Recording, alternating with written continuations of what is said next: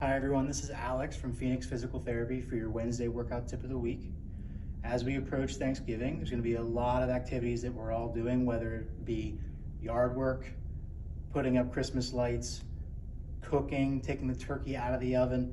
We want to make sure that we're utilizing good body mechanics for any of these functional tasks that we're performing. We want to keep our low back healthy, and we want to utilize our hip muscles because those ultimately can be more beneficial to use than our low back muscles. One of the things I always try to instill in clients that I get to work with is something called a hip hinge. Being able to hinge our motion from the hip joint, not from the spine. So we see a lot of people, if they go to lift something up, they will immediately bend at their low back.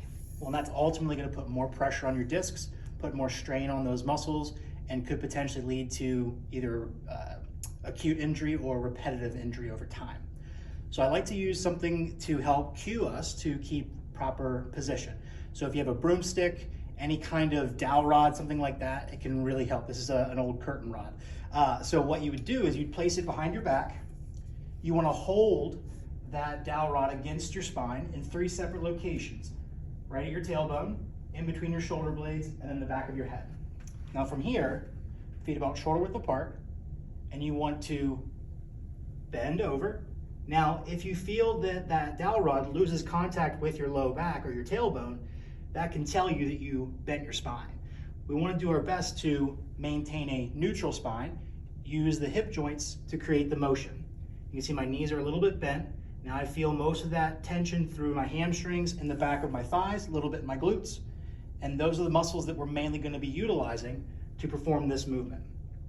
Now you may say, well, that's all good and fine, but how do I translate that into picking something up or taking the turkey out of the oven, something that's a little bit heavier? Well, that's where we utilize the knee bend to create a full squat.